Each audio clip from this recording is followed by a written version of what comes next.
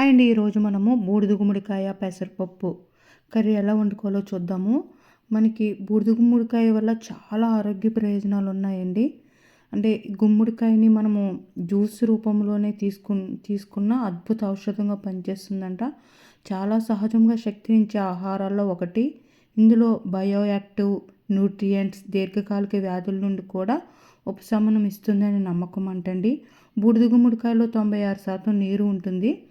4% ప్రోటీన్లు, కార్బోహైడ్రేట్లు, zinc, calcium, iron, phosphorus, magnesium, manganese, copper, niacin, thiamine, riboflavin, vitamin B1, B2, B3, B5, B6, vitamin C ఉంటాయంట. నేను బూడిద గుమ్మడికాయలో హాఫ్ తీసుకున్నానండి. దాని మీద పొట్టు చెక్కేసి ముక్కలుగా కట్ చేసుకున్నాను. దీన్ని కుక్కర్లో వండుకుంటే చాలా ఈజీగా అయిపోతుంది. నేను సిమ్లో పెట్టి ఇలా మగ్గించుకున్నాను అనమాట. ఇలా బూడిద గుమ్మడికాయని ముక్కలుగా కట్ చేసుకున్నాను. ఇలా పాత్ర పెట్టుకుని ఆయిల్ వేసుకొని ఆవాలు, జీలకర్ర, మినపప్పు, శనగపప్పు, ఎండుమిరగాయలు, కరివేపాకు, పచ్చిమిరపకాయ చీరికలు పోపు వేసుకున్నాను అనమాట. 2 పెద్ద సైజు ఉల్లిపాయలు కూడా ఇలా చీరుకున్నాను. వేయించుకుని ఆ ఉల్లిపాయ సాఫ్ట్గా కొద్దిగా మగ్గిన తర్వాత ఇలా 3 టమాటాలు వేసానండి. ఆ టమాటా మనం పెసరపప్పు వేస్తున్నాం కాబట్టి పులుపు ఆ టమాటా బాగుంటుంది. పెసరపప్పు టమాటా కూడా చాలా బాగుంటుంది కదా, అదే టేస్ట్ని ఇస్తుంది అనమాట. ఇప్పుడు టమాటా ముక్కలు కూడా వేసి కలుపుకుందాము. ఇప్పుడు మనం కోసి పెట్టుకున్న హాఫ్ బూడిద గుమ్మడికాయ ముక్కలండి. అంటే 2 ముక్కలు అనమాట ఇవి.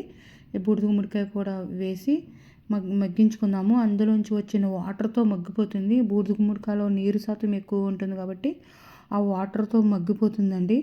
అంటే బూడిద గుమ్మడికాయ ప్రోబయోటిక్ అంటే కడుపులో మంచి బ్యాక్టీరియాను ఉత్పత్తి చేస్తుందంట. జీర్ణక్రియను సమర్థవంతంగా నిర్వహిస్తుందంట. యాంటాసిడ్గా పనిచేస్తుంది.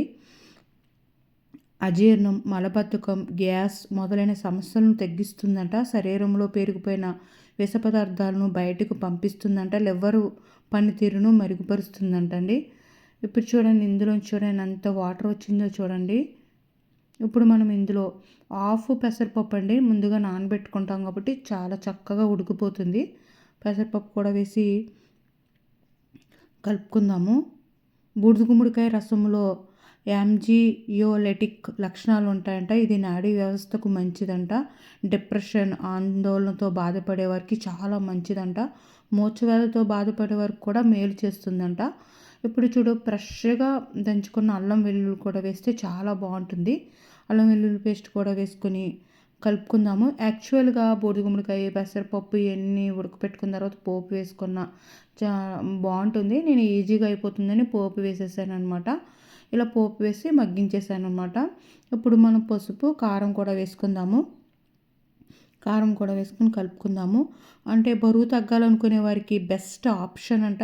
బూడిద గుమ్మడికాయ జ్యూసు క్యాలరీలు, కార్బోహైడ్రేట్లు తక్కువ, 0 ఫ్యాట్ లక్షణాలు, ఫైబర్ ఎక్కువ, మధుమేహం ఉన్న వారికి మంచిదట.